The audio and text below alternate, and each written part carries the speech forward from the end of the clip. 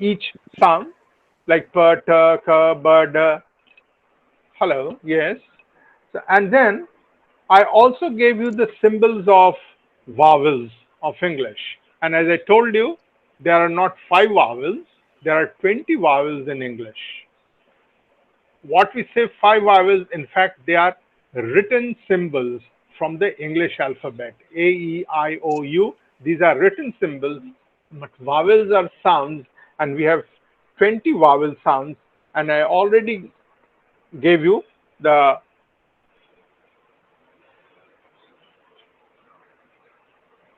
symbols for all the vowel sounds.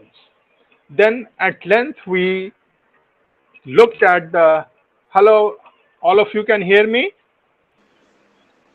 Am I Yes, sir, audible? we can hear you.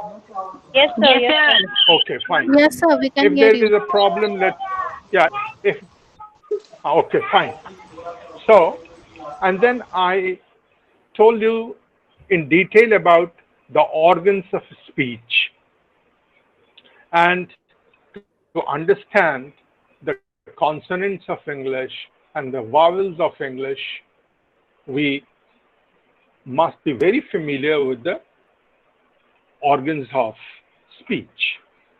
And with the help of the organs of speech, we try to describe the consonants of English. And for the description of consonants of English, we need the kind of airstream mechanism I told you yesterday, the state of the glottis. This tells us whether the sound is voiced or voiceless. And then the articulators uh, used, that is the position of the soft palate or the velum, the articulators used, and you know the articulators are divided into two parts: active articulators and passive articulators. All the active articulators are contained in the lower jaw. The passive articulators are contained in the upper jaw. Then the nature of stricture, whether it is complete closure or complete oral closure or intermittent closure or close approximation or open approximation. Then I gave you the model of description, how to describe the consonants of a language. And I gave you examples from English. So we use those five parameters to describe the consonants of English, right? And then I talked about the classification of the consonants. Now we classify consonants on three parameters: on the state of the glottis, whether it is voiced or voiceless, and then the place of articulation. And by place of articulation, we mean the active and the passive articulators involved. So a consonant may be bilabial or labiodental or dental or so on and so forth. Then I talked about the place of articulation. That according the place of articulation means what is the nature of stricture. And sorry, I said manner of articulation. From place of articulation, we know which active articulators and which passive articulators are involved. And then we divide, classify consonants according to manner of articulation. Now, manner of articulation simply means the nature of stricture.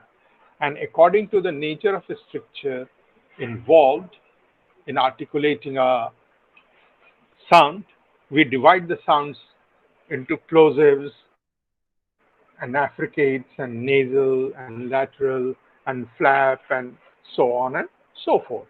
And at the end, I gave you a three-term label.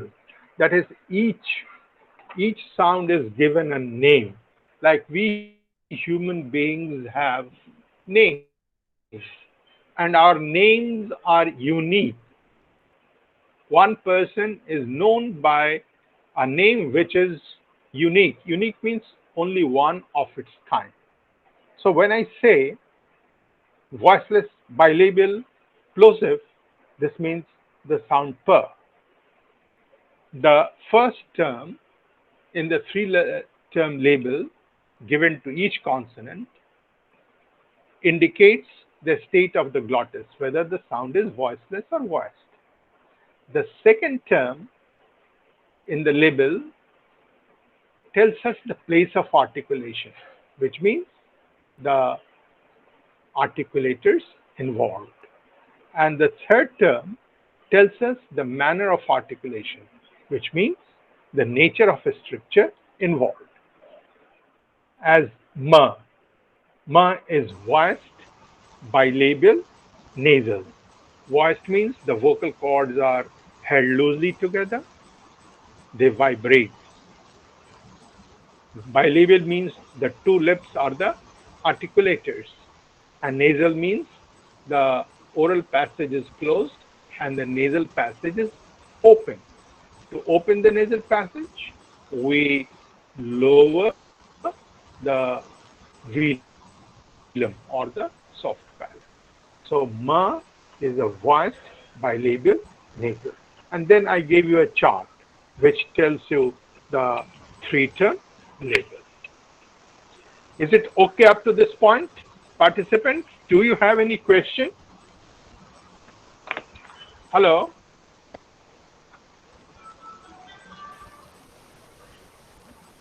I'm talking to my students, those who are listening to me. Do you have any question to ask? No, sir. No, sir. No. sir. Uh, yeah, I can see it's Pami Singh. Do you have Yes, sir. any question? Let us No, sir. make Not this till now. session interactive, Oh, yes. right? And feel free to ask questions after every 10.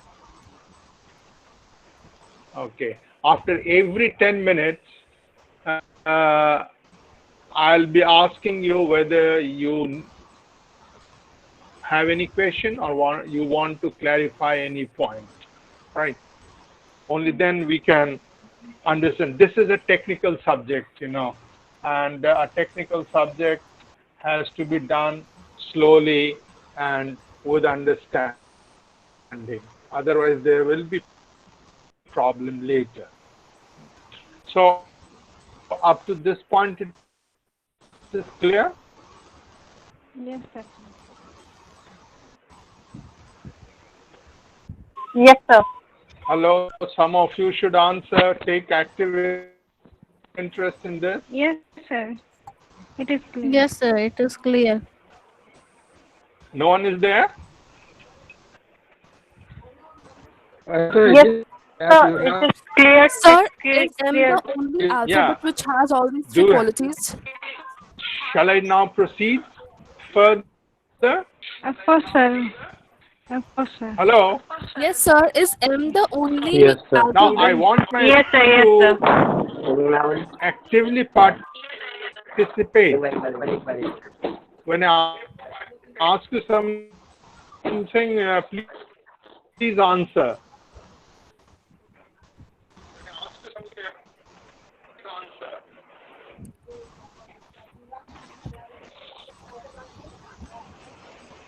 Yes? Is M the only alphabet which has all these three qualities of Okay. Now let's proceed further. voice? But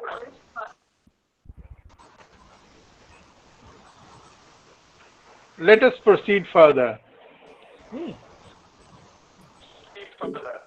Now, today we are going to do description of vowels. Right. Yesterday we did description of consonants. Today we will do the description of vowels. And the description of vowels is done on an hello? Yes? Yes, sir. Yeah, description of vowels are done on entirely different parameters. So, what are those parameters for describing a vowel? vowel. As I told you, there are 20 vowels in English, out of which Yeah. 12 are pure 12 are pure vowels and 8 are diphthongs. 8 hours.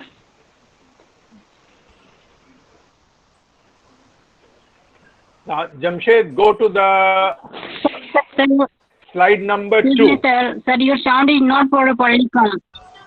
Jamshed, can you hear me? Hello, Jamshed.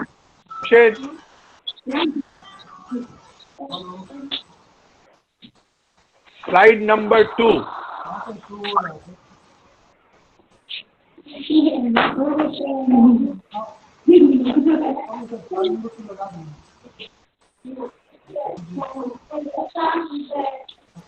Jamshed. Hello.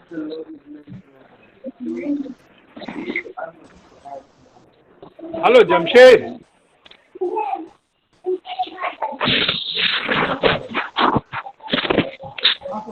Jamshed, come to slide number 2.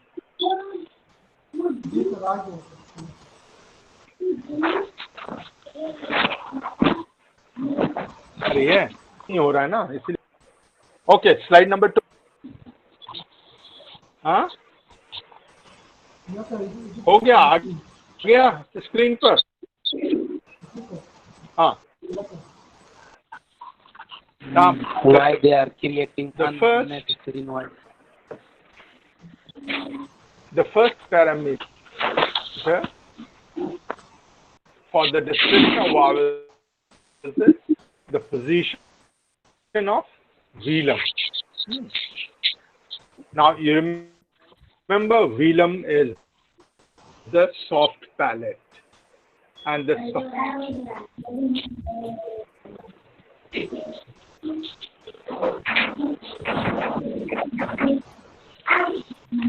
now velum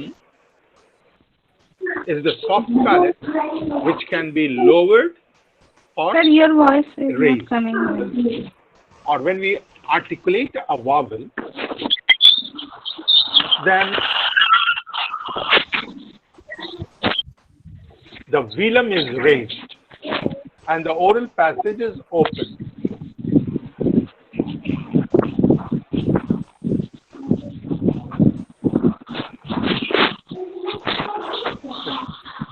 Not coming. Jamshed, Sir, your sound is not Hello? properly coming, sir. there may be some problem with the net.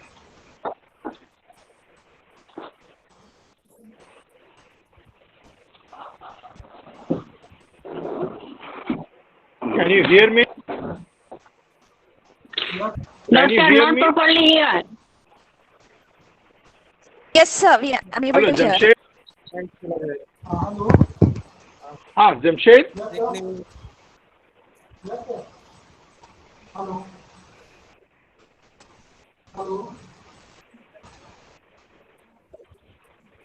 Is it okay now? Okay. Yes, sir. All We right. can hear you. All right, I'll proceed. So, description of vowels. The first parameter consider is so. Is the, you can't hear me?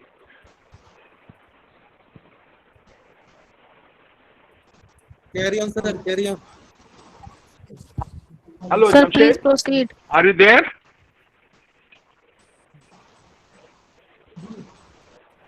Huh? There is some problem with the network. We can hear you, sir. You are audible. Okay, fine, fine. I'll go ahead now. So the first Carry point on. that we have to consider in the description of vowels is the position of the velum. And when the velum is raised, that is the soft palate is raised, the nasal passage is closed and the oral passage is open. And vowels produced this way are called oral vowels. Right. And when the velum is lowered, all right, and the nasal passage is open and the oral passage is also open, and a vowel is produced, then we call it a nasalized vowel because the air stream escapes through the oral passage and the nasal passage simultaneously. As it happens in ah. Ah is an oral vowel because the air stream escapes only through the oral passage, which means the velum is raised during the articulation of ah. But the vowel in Hindi, we have the vowel as in sans, right? Ah. Now is a nasalized vowel because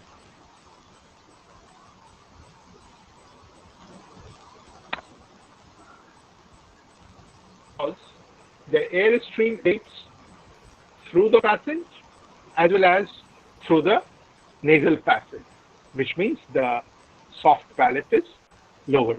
So we have two or nasalized vowels, let's say, oral vowels and nasalized vowels. Now, position of the lips. The second parameter is the position of the lips. Now, what do we understand by the position of the lips? The lips can be rounded as in O, or the lips can be unrounded as in E, as. So, when we describe a vowel, point and you can we have to pouting your lips, whether the lips are rounded or unrounded. Now, this is a very rounded, in it is spread or unrounded. So, the first 2 points are very easy. But what about the third point? Part of the tongue raised. Now, the part of the tongue raised.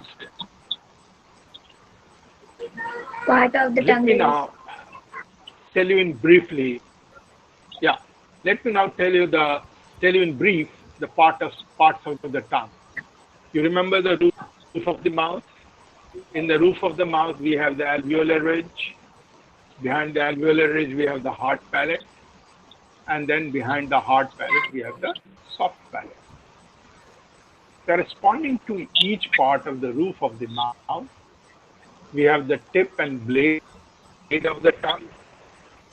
The tip and blade lie opposite the alveolar ridge. The part of the tongue which lies opposite the hard palate is called the front of the tongue. And the part of the tongue which lies opposite the soft palate is called the back of the tongue. And the center of the tongue is the meeting point of the front and the back of the tongue. Now, if in a vowel, the front of the tongue is raised towards the hard palate, then it is called a front vowel. And in the articulation of a vowel, the back of the tongue may be raised towards the soft palate, and it is called back vowel. Or the center may be raised towards the center of the tongue, and it is called central vowel.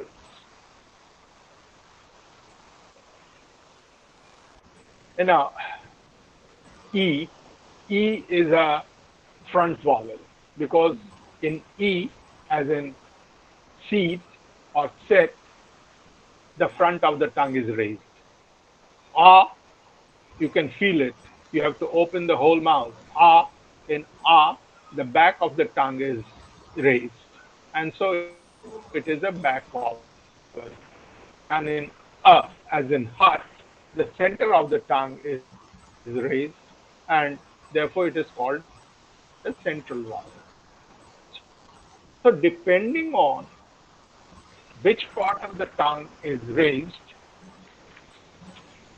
we classify the vowels. So the vowels can be a front vowel or a back vowel or a central vowel.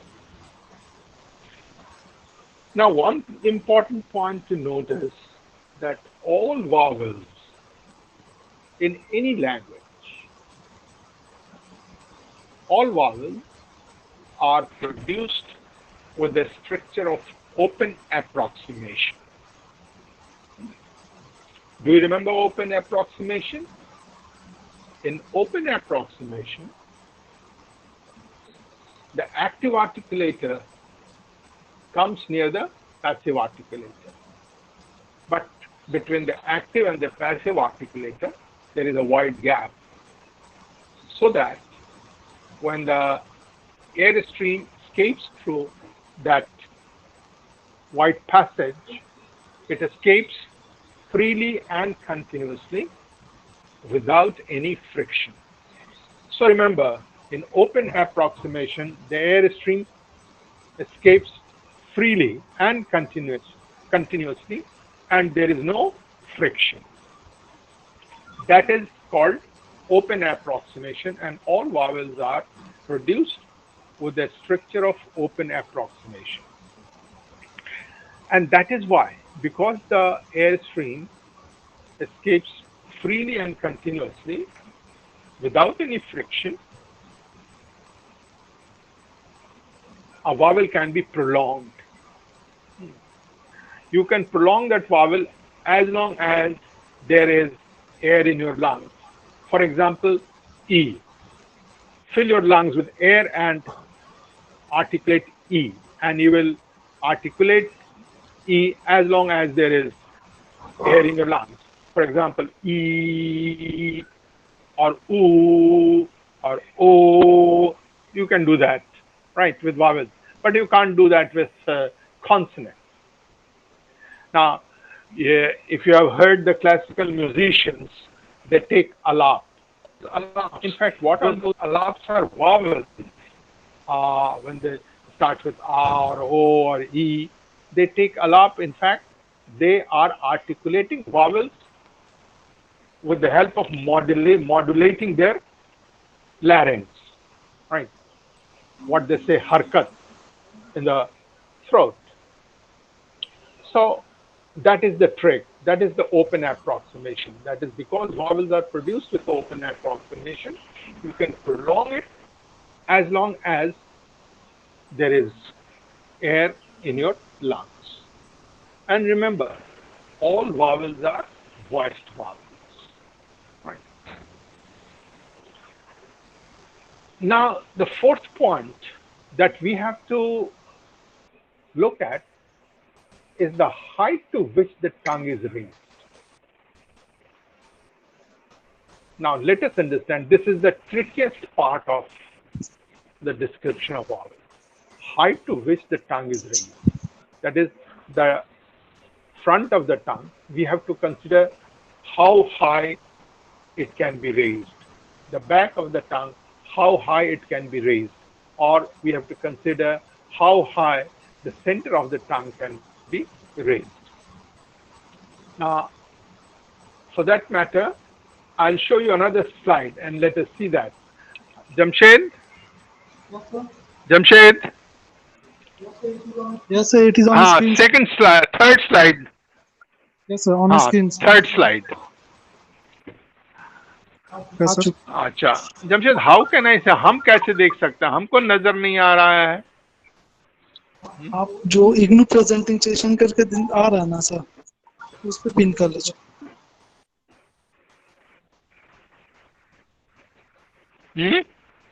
दोस्तों participants में जाके ठीक है, चलो. हाँ, third slide आ गया. We can see, sir. Yes, we can see, Jamshed, sir. Third slide आ गया. Yes. जी सर, अच्छा सर. Slide number 3. आ चुका है सर? Yeah. Yes sir, yes. Jamshed, slide number 3. Yes sir, it is on the screen. Okay. Now, let us look at figure 1. Sir, you may tap on IGNO3. Sir, you may tap on IGNO3. Sir, you may tap on IGNO3.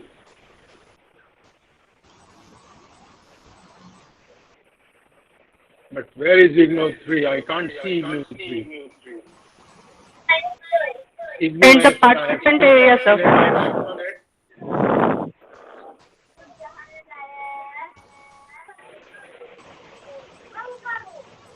Where is IGNO?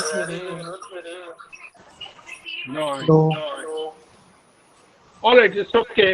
If the participants can see it, it's okay, fine. Yes.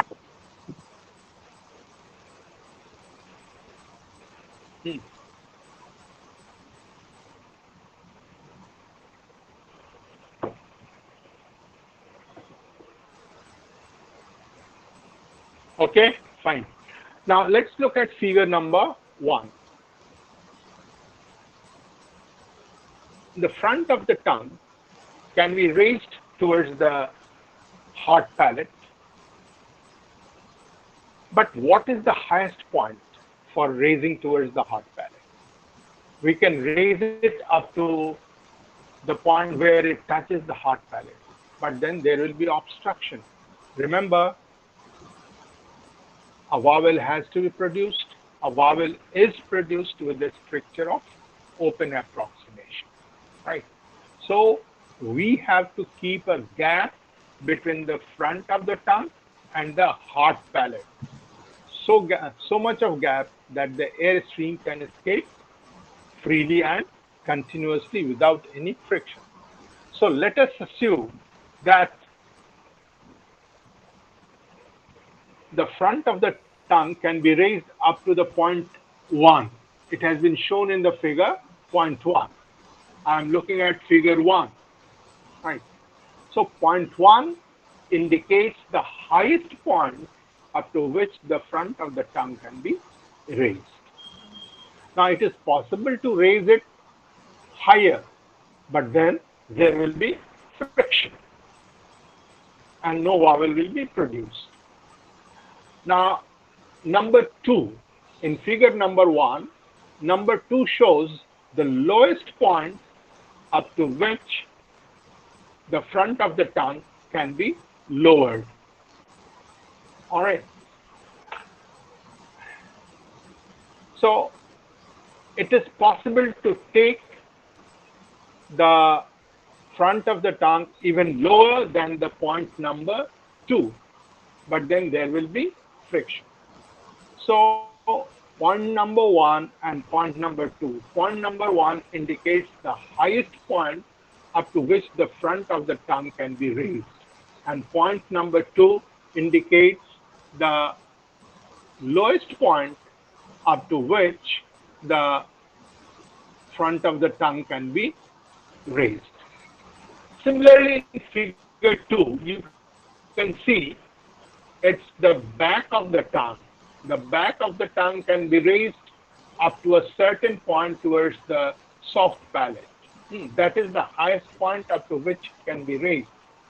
It is possible to raise it higher, but then there will be friction.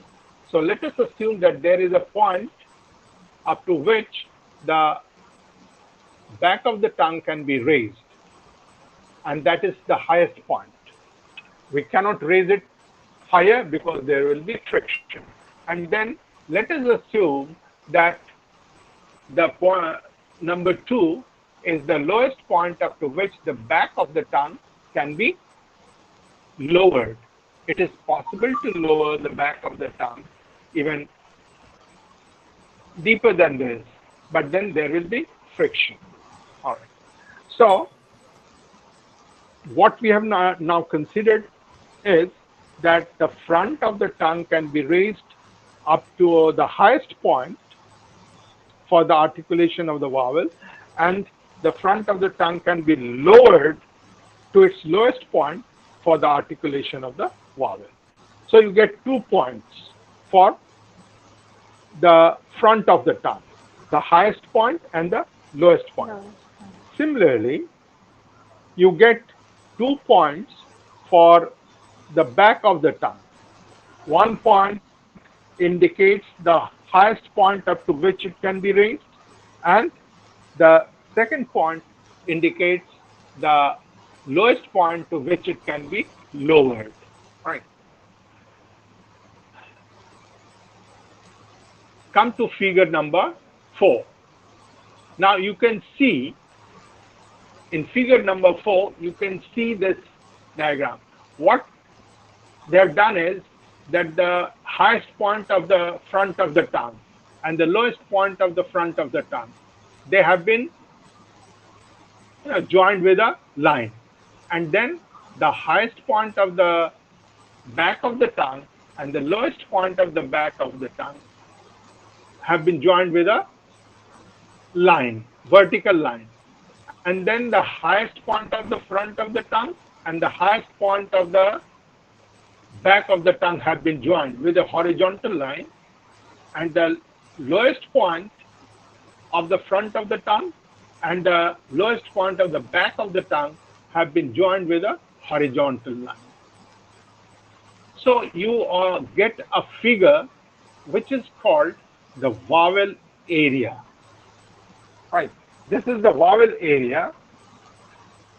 This means that the tongue has to be, whether it is the front of the tongue or the back of the tongue has to be in this area. The tongue can be raised only in this area to articulate a vowel. If the tongue is raised outside this area, then there will be no vowel. Now this area has been shown in the next slide. Jamshed, slide number 4. Yes, sir, it is on your screen. Jamshed, slide number 4. हाँ आ चुका है sir. या सो हाँ ठीक है अब तुम्हारी आवाज ठीक आ रही है, नहीं तो बीच में एकदम गड़बड़ा जाता है. ठीक है, तो now look, this is the vowel area. The horizontal line, this is the vowel area here. The whole of this is the vowel area, and this vowel area has been divided into 3 equal parts. Right. The horizontal line tells you which part of the tongue has been raised. Like I have labeled it as front, center, and back.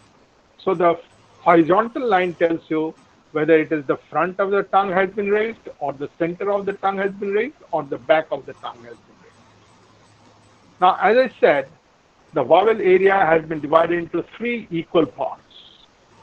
The highest point of the front of the tongue and the highest point of the back of the tongue is called the close point. The lowest point of the front of the tongue and the lowest point of the back of the tongue is called the open position. So close position of the front and back, and the open position of the front and back of the tongue. And this vowel area has been divided into 3 equal parts. Now this point, which has been labeled half open, you can see that this is nearer to open than to close. Half open is nearer to open and it is farther from close. Therefore, we call this point half open. And this point, half close point, which has been labeled as half close point, this point is closer to close point and farther from open point.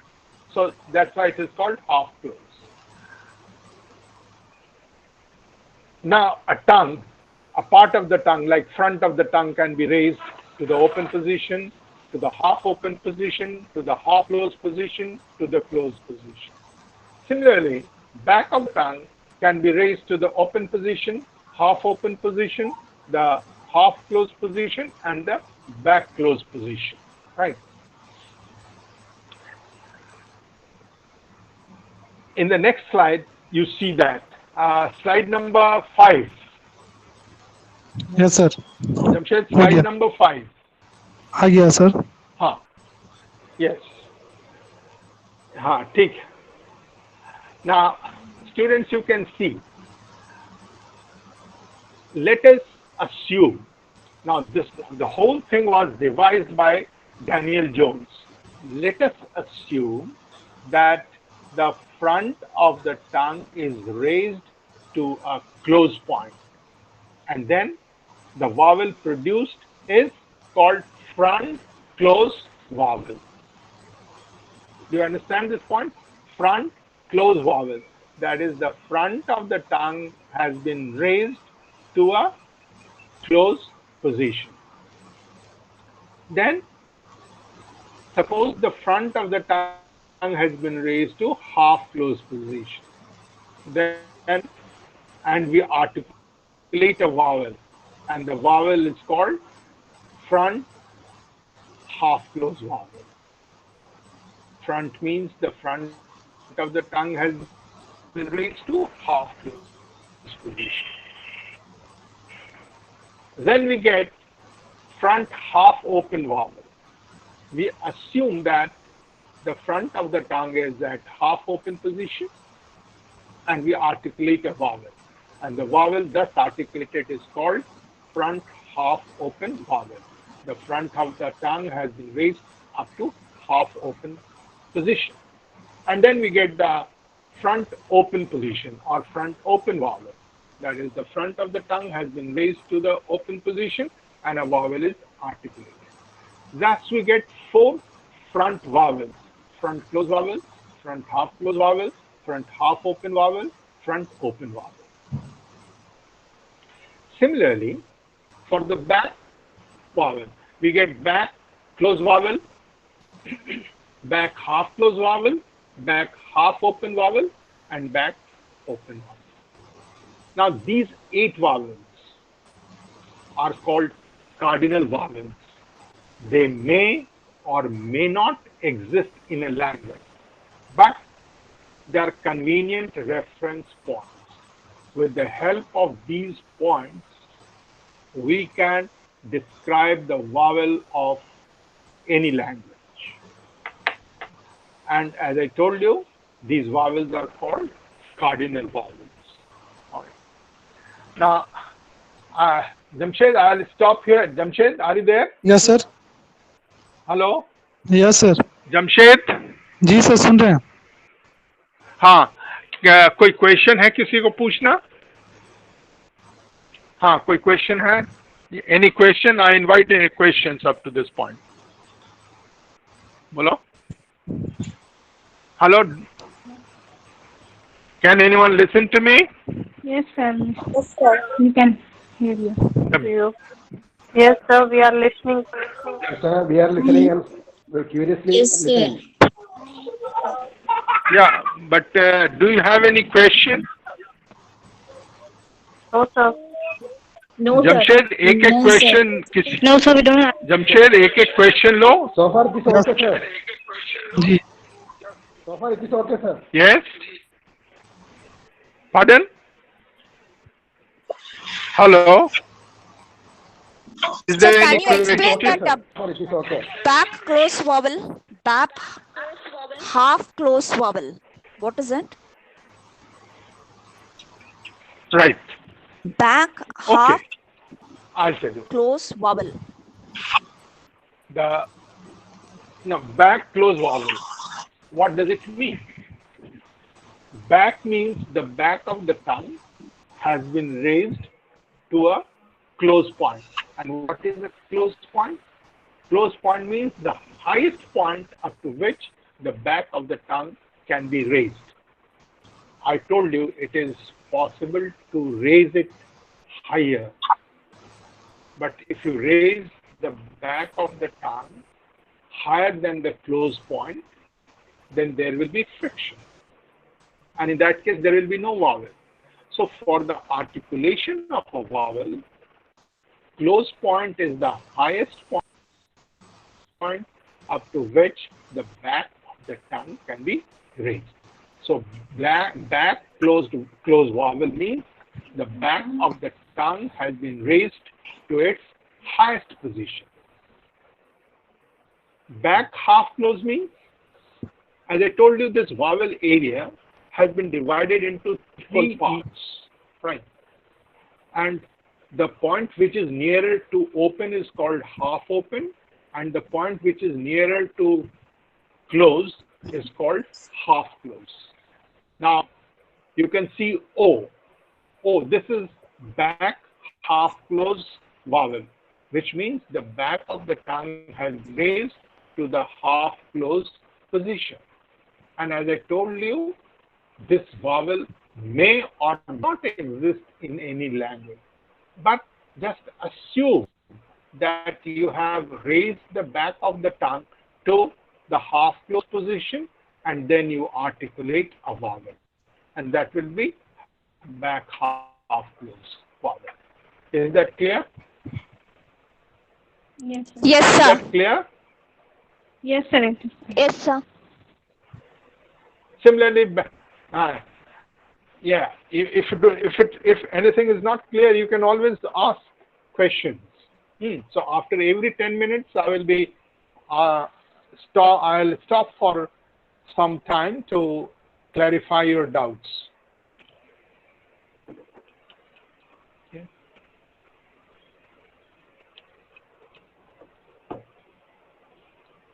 Can you hear me? Yes, Yes, sir. sir. We Can can you hear. explain this schwa Hello? front Okay, open okay. vowel? Front open vowel. Why did you say schwa? Schwa is different. It looks like schwa. Front open vowel. What does it mean? Yeah, it looks like schwa, but front open vowel. What does it mean? The first point, the first level tells you which part of the tongue is raised. So if it is a front open vowel, which means the front of the tongue has been raised. And open means the lowest position, you know.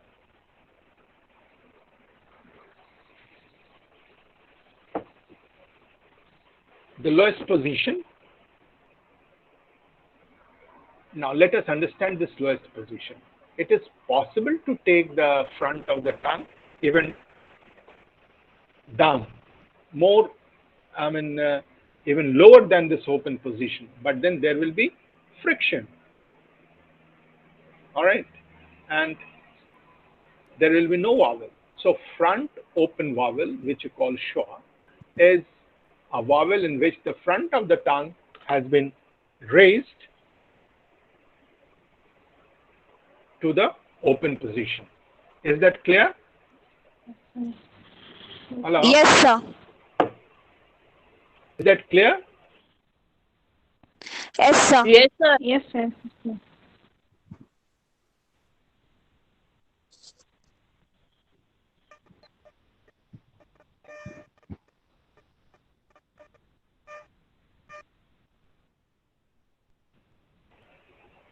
Hello Jamshed. हाँ yes sir. या हाँ, अरे लगता है बीच में.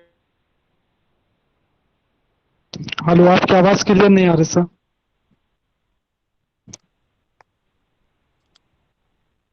Hello. Hello. जी sir, अब आ रही. हाँ, मेरी आवाज.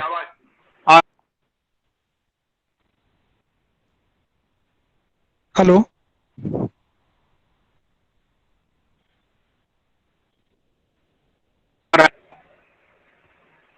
हाँ, आवाज जा रही है लोगों को. हाँ अब आ रही है सर. अच्छा. So there was a question. Am I clear about front open vowel? Yes, sir. Yes, sir. Yes, sir. Yes, sir. Yes, sir. Is that clear? Yes, sir. Good. So may I proceed? Yes, sir. Yes, sir. Okay. So this vowel diagram, this is called a vowel diagram. And with the help of this vowel diagram, we can describe the vowels of any language. So now let us come to the vowels of English. How to describe the vowels of English. Jamshed, Yes, sir. slide number 6. Okay, sir. 1 minute, sir. Slide number 6. Yeah, yes, sir. It is on. हाँ ठीक है या हम भी देख सकते हैं अब अपने स्क्रीन पर. जी sir.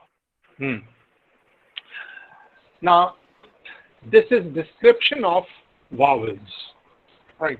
You can see all the 12 vowels have been shown on this diagram.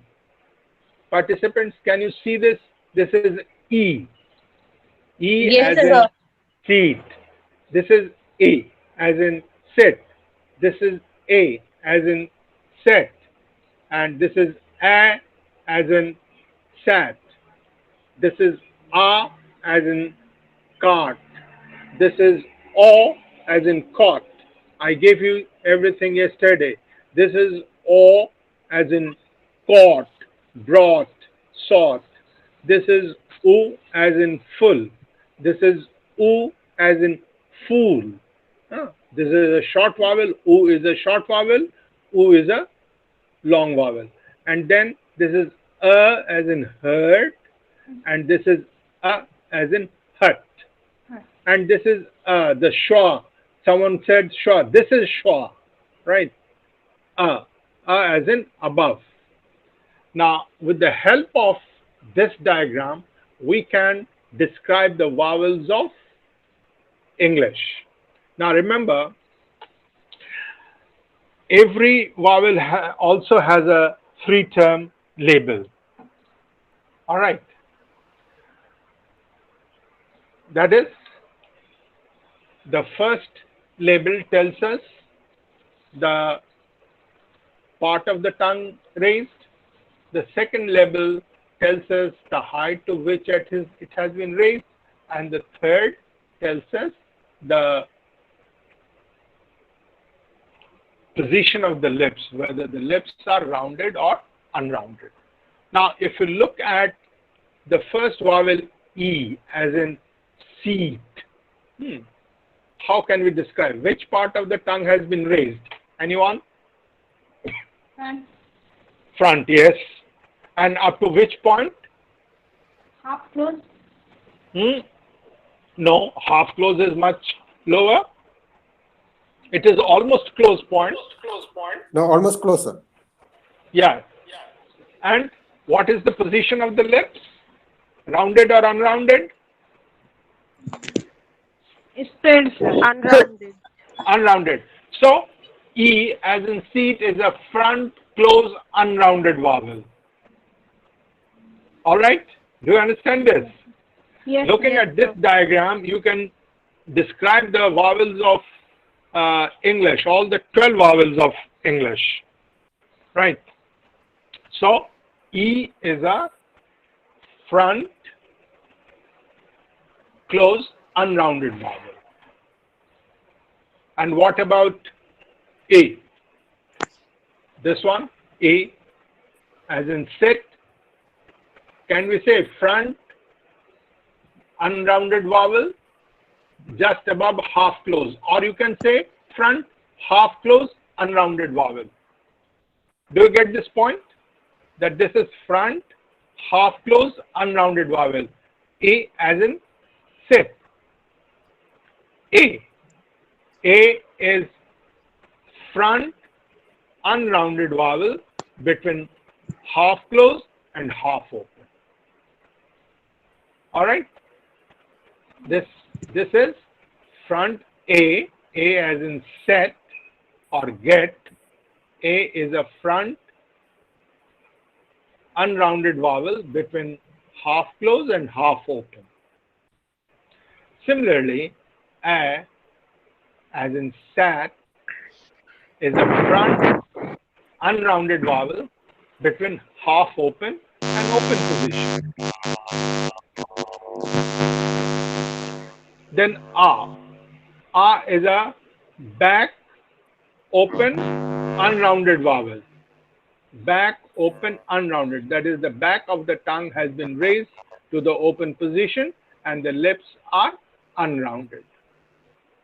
Back, open, unrounded vowel. O. O as in caught. O as in caught. It's back, rounded vowel, just above the open position, you can say. And O.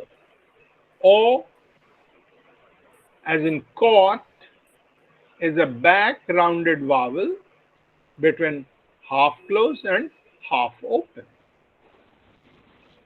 O. O as in full is a back rounded vowel just above half closed position. O as in full is a back close rounded vowel.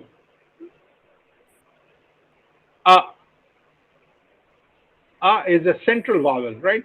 So we can say central unrounded vowel between open and half open position. Central as in heart is a central unrounded vowel between open and half open position. As in hurt, H-U-R-T, hurt. This is a central unrounded vowel between half closed and half open. All right.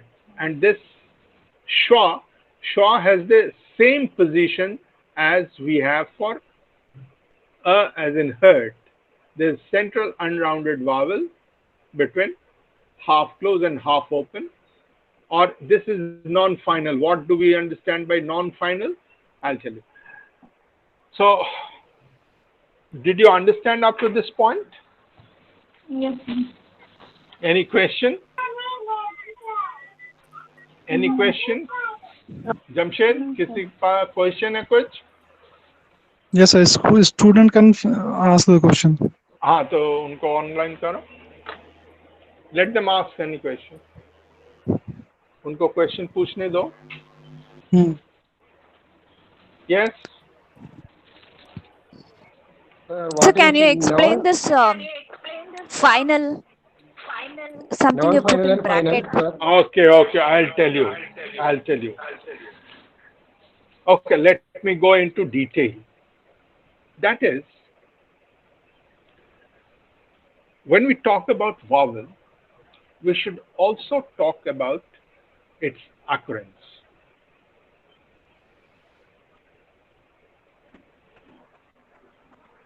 What does occurrence mean? Occurrence means where does it occur in a word. Now, in a word, there are three positions. Please listen to me very carefully.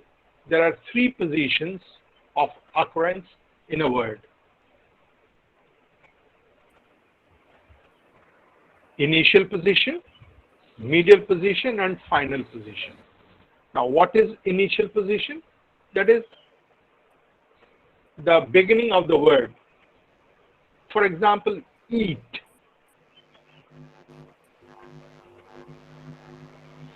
E occurs in the initial position.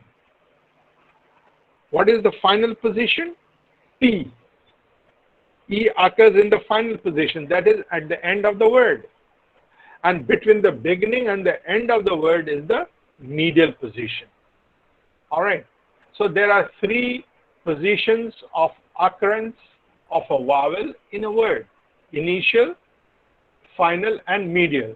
Initial means at the beginning of the word, final means at the end of the word, and medial means between the beginning and the end of the word. Now, when I talked about non-final, there are two different positions for non-final. Non-final means the initial and the medial. So there are two different positions for schwa. Someone was talking about schwa. So look here. as in non-final. That is, when it occurs initially and medially, this is the position of the schwa, as it happens in heard.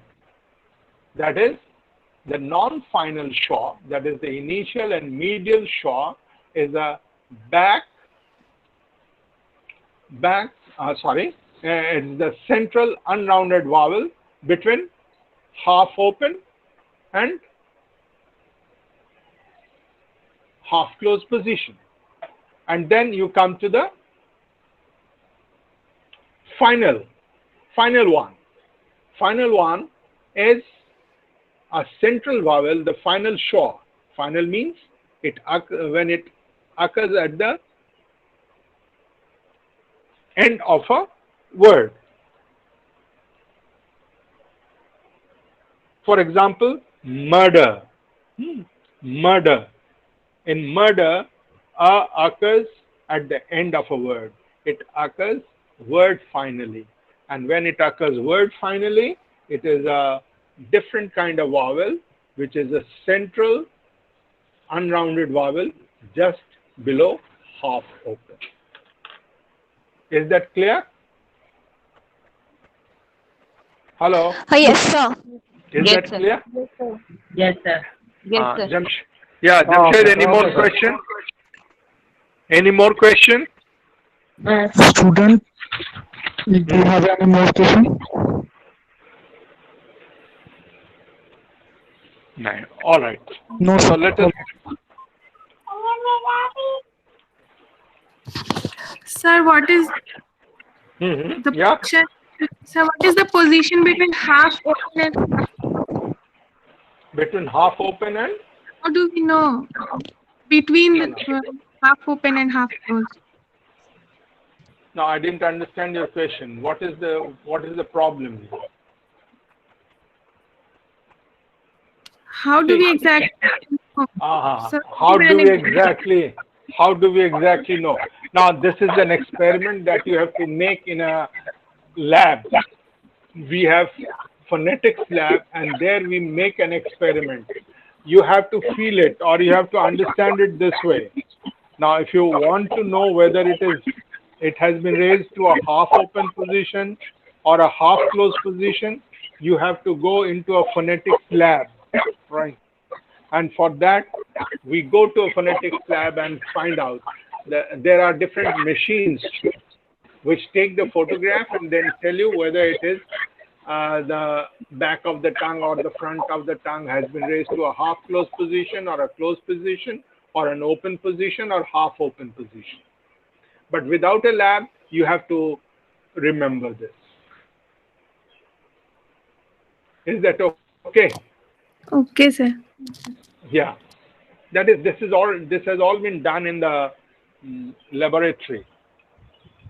All right? Okay.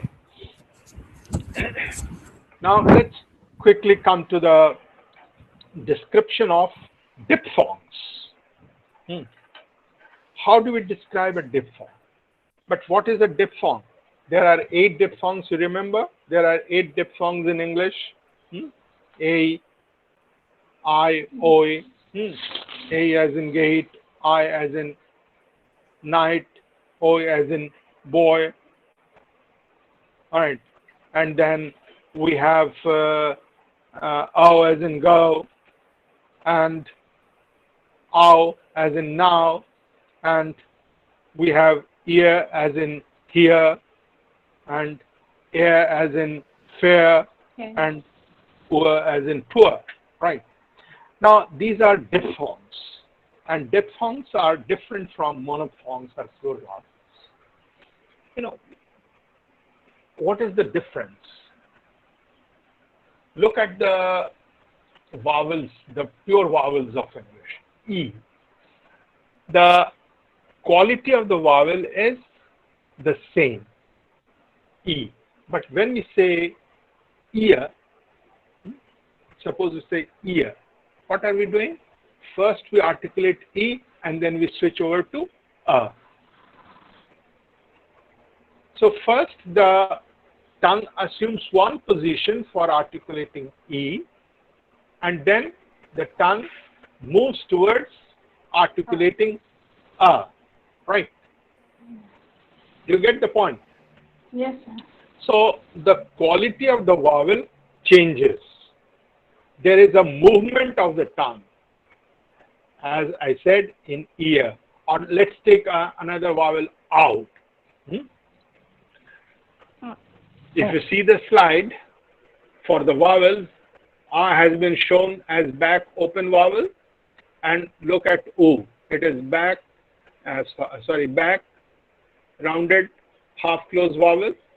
So first the tongue assumes the position for A, and then it moves towards articulating U, ow. So the quality of the vowel changes from A to U. This is called diphthong, and there is a movement of the tongue, and therefore diphthongs are also called vowel glides.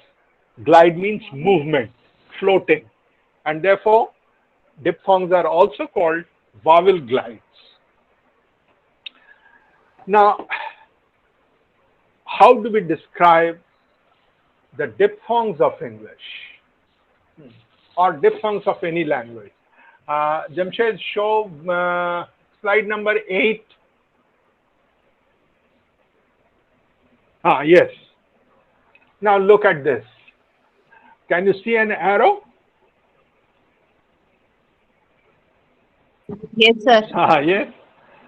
Now you can see a circle at the end of the arrow, right? Now that is the initial point. And then the arrow indicates the movement of the tongue. Can you imagine? Can you guess which diphthong has been shown in this? I have deliberately not indicated the diphthong here. Any guesses? It is I. Look, this is the position for E, and this is the position for A. The vowel, the diphthong is initiated at a front, open, unrounded position. All right? Front, open, unrounded position. Do you get this point? Where does the diphthong start? It starts at front, open, unrounded position and moves in the direction of the vowel E, which is a front, unrounded vowel just above half closed position. Did you understand this? Yes, sir. Yes, sir. Yes, sir. So to describe a diphthong, we show where it has been initiated, which part of the tongue, and what is the direction of the glide. That is, we can say, describing this vowel, we can say that during the articulation of the diphthong ow,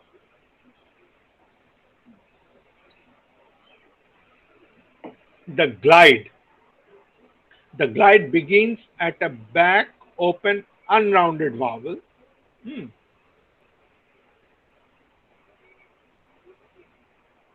Or let's take I. You have I before you, so that will be better. Here, I.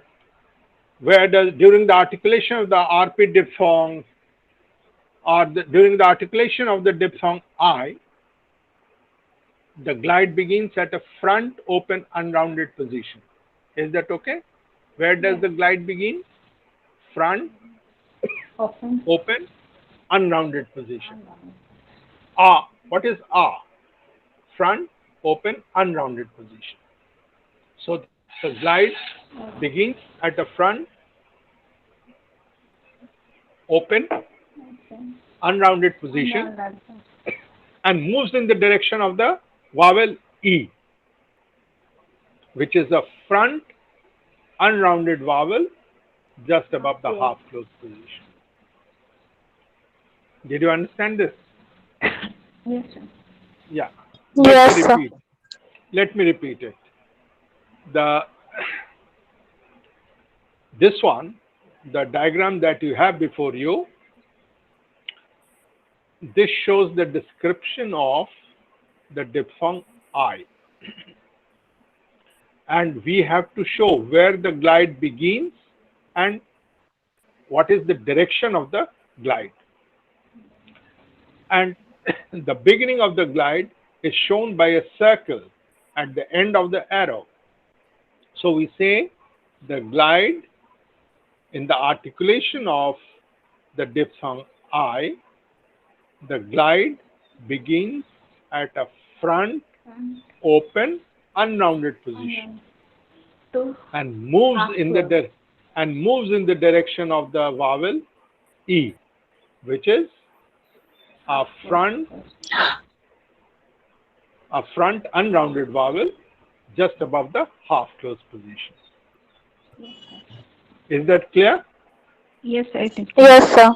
Okay. So now let us quickly go over to the 8 diphthongs of English, right? Jamshed, Yes, sir. slide number 9. Yes, sir. Okay. Yes, slide number 9. Now look at the 3 arrows. The first one is A, the second one is I, and the third one is Oi. Now, all the arrows. Excuse me, sir. Yes? Please repeat the point, sir. Pardon? Sir, please repeat the point, sir. Yeah, I am repeating it. First of all, look at the point. In A, where does the glide begin? Where does the glide begin?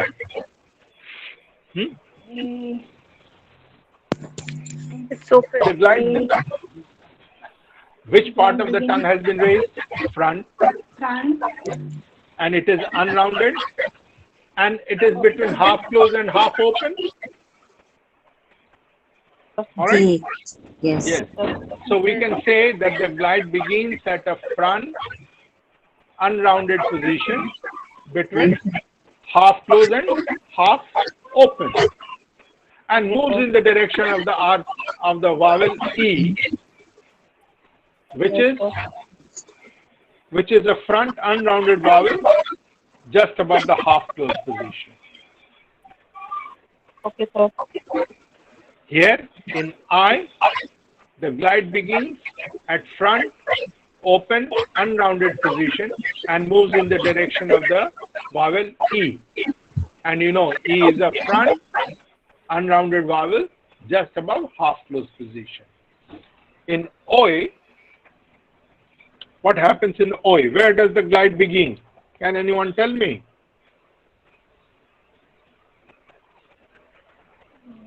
The back of the tongue, the glide begins at the back rounded position between half open and open. Half open, half closed. No. Half open and open. Half closed is this point. The glide, where does the glide begin? The glide begins at the end of the arrow. So the glide begins at back rounded position between half open and moves in the direction of the vowel E, which is a front unrounded vowel just above half closed position. All right. This is the description for A, I, and Oi. A as in gate, I as in try, and Oi as in boy. Let's move to the next one.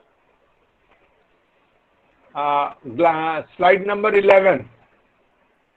Yes, sir. No, sorry, not slide number 11. Slide number 10. 10. Slide number 10. Now this Oh, is yes. the description for ow and ow. Ow as in go and ow as in now. Where does the glide begin? The glide begins at central, unrounded position between half closed and half open, and moves in the direction of the vowel oo, which is a back rounded vowel just above half closed position. Did you understand this, or shall I repeat? Look here. Sir, repeat, sir. Yeah, I will repeat. Yeah, this is ow. Ow as in go. Where does the glide begin? Which part of the tongue is involved? It is the center of the tongue. So it is a central position. Where does it begin? Between half closed and half open. Right? And what is the position of the lips? Unrounded. So the glide begins at a central unrounded position between half closed and half open, and moves in the direction of the vowel oo, which is a back rounded vowel just above half closed position. Looking at the diagram, you should be able to describe this. Let's look at the ow as in now. Now,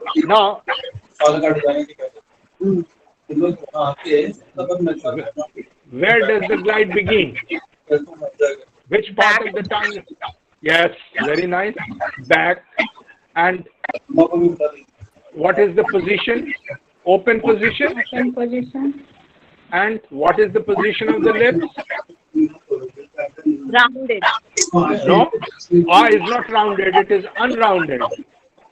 So the glide begins at back, open, unrounded position and moves in the direction of the vowel O, which is a back, rounded vowel just above half close. Half close. Is that clear? Yes. So that was for ow and ow. Slide number 11. Sir, how can we find out whether it is rounded or unrounded? How can we find it? Oh, Whether it is this is right. What does it indicate? Rounded and unrounded indicates the position of the lips. So you can always find out. See, in oo, can't you feel that the lips are rounded? And in E, can't you feel that the lips are neutral or unrounded? To find out whether the lips are rounded or unrounded, you don't have to go to a lab. But to find out whether the tongue has been raised to a closed position or a half closed position, you have to go to a lab. Is that clear? Yes, sir. yes, sir. Okay, sir. Okay. Yes. Okay. Yeah. So rounded and unrounded, these two terms indicate the position of the lips, whether the lips are rounded or whether the lips are unrounded. Now let's come to three more diphthongs. Ear as in fear, air as in fair, and oor as in poor. All the arrows end at the same point. All right? Can you see that? Yes, sir. Yes, sir. All the arrows end at the same point, that is at a. Right? But where does the glide begin for ear? It begins here. For oor, the glide begins just above half close. And for air, the glide begins at A, here. So let us find out. Ear. Yeah, that is during the articulation of the diphthong ear, the glide begins at the front Front of the tongue. Front unrounded vowel just above the half closed position. All right? Yes. For ear, where does the glide begin? The glide begins at a front unrounded vowel just above the half closed position. Sir, I'm very sorry to one Yeah? minute, please. Yes. So there are three people, they are not muting their mic, and because of this, we are not able to listen to your voice clearly. What can I keeping do? Yes, sir. Pooja Yeah, ma'am, please. Fairtail, and Rekha ma'am. There was Faraz, somebody. Please keep your mic on mute because we cannot hear to sir's voice. The voice is cracking. Now, when I need to talk, I am Okay, muting. okay, I'm okay. unmuting it, and when I don't need, I tell others.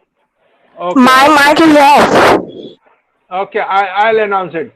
All the participants, please keep your mic muted, right? So that others can listen to my voice. This is a request, please. Okay, hope you, because that disturbs me also. It sounds like a very crowded and noisy class. So please keep your mic off so that others can also listen to me. Is that okay? So, ear. How do we describe ear now? Ear, that is the diphthong. For the articulation of this diphthong, the glide begins at a front unrounded position just above half close and moves in the direction of the vowel a, which is a central unrounded vowel between half close and half open. Is that clear? Is that clear? Yes, sir. Okay. Here, now,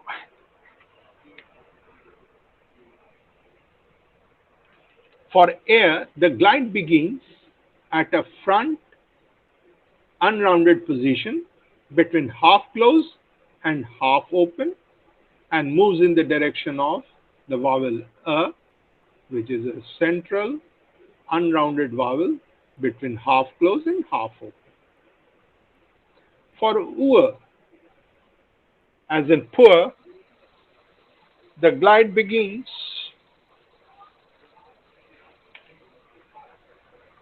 just above the half close position. Right? It's a back rounded position just above the half close and moves in the direction of the vowel a, which again is a central unrounded vowel between half close and half open. So ear, air, and ua. So these are the diphthongs of English. Now I have described all the 12 pure diphthongs, pure vowels, and 8 diphthongs, 20 vowels. And with this, I come to an end. Now I invite questions.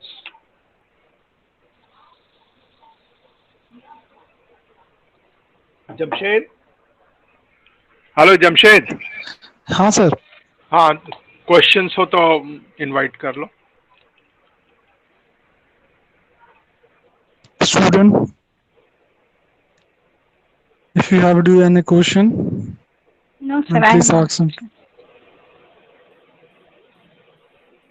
If there is no question, please Sir, share can you the just repeat all the slide. diphthongs using the diagram once again? Oh, Just say it once. okay, quickly I will Okay. do that. Quickly. Let us begin with, where did we? Jamshed, There's a slide slide चला number दें. 9. 9. Look here, I'll tell you the trick. How to do. You have to find out which part of the tongue is raised, what is the position to which it has been raised, and what is the position of the lips. That is it. And another thing, I'll tell you, the coordinator of Karim City College, the Igloo Center, spoke to the regional director because yesterday some people wanted the recorded material, my recorded lectures. Now that is available. That will be made available. The regional director has given permission, so that is available. You can approach the coordinator of Karim City, and he will provide you the recorded material. All right.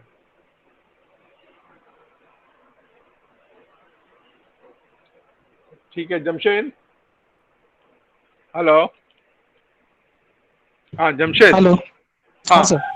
तो वो announce कर दो हिंदी में सबको कि वो recorded material या हिसाब से मिल सकता है, लेकिन वो बाद में मिलेगा, है ना? जी जी. बोल दो. Okay sir. Hello students. Yes. आज के और इससे पहले जो क्लास सेशन चला है MEG4 का, उसके रिकॉर्डिंग आप लोग को प्रोवाइड कर देगा. लिंक आप लोग को शेयर किया दिया जाएगा. आप वहां से उसको डाउनलोड कर ले सकते हैं. ओके. यूट्यूब में मिलेगा क्या? नहीं, उसको आप हमारे पोर्टल इग्नू के पोर्टल में हम लोग के साइट पे वो लिंक को शेयर कर दिया जाएगा करीम सिटी वाले इग्नू के साइट पे. अच्छा, पटना वेबसाइट में. जी जी. पटना में नहीं है, करीम सिटी कॉलेज का अपना एक पोर्टल है. उसके इग्नू के कॉर्नर पे वहां पर लिंक उसका शेयर किया जाएगा. Okay. Share us the link tomorrow. Okay. Sir, where can we get the link, sir? Where can we get it?